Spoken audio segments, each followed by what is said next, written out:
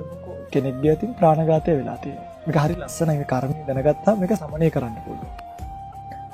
කෙනෙක්ගේ අතින් ප්‍රාණඝාත වෙලා තියෙනවා නම් එයා ආපහු උත්සාහ කරන්න ඕනේ ඒකට පසුතැවිලි නොයිද මේ ලෝකේ හම්බ වෙන අපිට opportunities. ඒ කියන්නේ දැන් අපි වතුරක කෝමි වැටලා ඉන්නවා දකින්න. අපි මොකද කරන්නේ? අපි ඒ කෝමින්ට අබය දාහනිය දෙනවා. එතකොට මම ප්‍රාණඝාතය මගේ අතින් 100 පාරක් වෙලා තියෙනවා. මේක හොඳට අහගන්න. 100 පාරක් වෙලා තියෙනවනේ. ඔබ එක කූඹියක්ව බේරුවොත් ජීවිතය ඇතුළේ.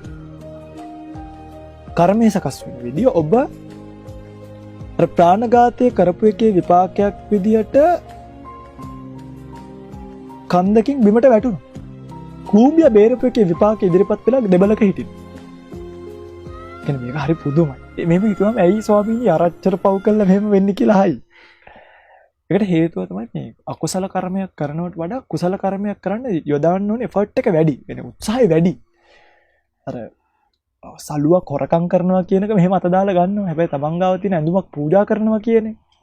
ඒ කියන්නේ එක සාටක වුණා සලුව දන් දීලා මේ දානංච යුද්ධංච සමාන මාහු. මේ දානීය යුද්ධයක් වගේ යනවා. මේ හැම දෙයකට ප්‍රතිපක්ෂ කුසල කර්ම. දැන් ඔබ කාගේ හරි දේවල් හොරකම් කරලා තියෙනවා.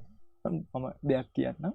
මම පුංචි කාලේදී ඇත්තටම ඉස්කෝලේ 6 වසරේදී වගේ විතර මගේ යාළුවෙක්ට එයාට ටිකක් මානසික ප්‍රශ්නයක් තිබ්බ යාළුවෙක්. මම මේක කියන්නේ මේක මට වෙච්ච දෙයක්. රුපියල් 5 මකණයක් 25කට විකුණුවා. ඒකදී භාවනා කරකෙද්දි මේ මෑතකදී නෙමෙයි ඇත්තටම එක කාලෙකදී මට මතක් වුණා. ඒ ආත්මීය චෝදනාවක් එක්තරා විදිහකට. ඒකට මම පසුතැවුණ ඇත්තට මට හිනක් ගියා. මේ ජීවිතේ මහ පුදුමයි. පුංචි කාලේ කරපුවොත් අපිට මතක් වෙනවා කිව්වා. එතකොට මම කළේ එයා ඒ ළමයා හොයාගත්තා. ඒ වෙලාවේ මගේ ඉස්කෝලේ ගෲප් එකක් තිබ්බා. ඒ ඉස්කෝලේ ගෲප් එකත් එක්ක කතා කරලා මෙයා කොහෙද ඉන්නේ?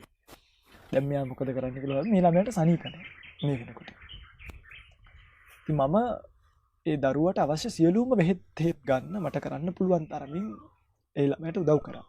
දැන් මගේ අර කට මම ගෙව්වා. ඒ කියන්නේ ගෙව්වා කියන මට අරක මතක් වෙද්දිම කියන්නේ අරක මතක් ඒකට මට විපාක ලැබුණා මේ ජීවිතේ. හැබැයි අරක මතක් වෙද්දිම ප්‍රතිපක්ෂ කුසලයකුත් දැන් මතක් වෙනවා. හදීසියවත් මම කියන්නේ මේ අම්මට ඔය අම්මා මේ කර්මය කරලා තියෙනවා නම් අර කුසල කර්මය මතක් වෙද්දිම ඒකට ප්‍රතිපක්ෂ කුසලයකුත් මතක් වෙන්න කරලා තියන්න. කොයි වෙලේ හරි අකුසල කර්මය આવොත් අනිවාර්යෙන් මරණාසන්න මොහොතේදී කුසල කර්මයක් අරත් එක්කම එයි. තමන් කරපු අකුසල කර්මය ප්‍රහීන කරන්න බෑ. ඔකේ ඇත්ත. හැබැයි ඒකට අපිට අර ජැක් එකක් ගහනවා වගේ කර්මයෙන් පොඩි කණුවක් හේතු කරන්න පුළුවන්. මේක හරි රස කතාවක්.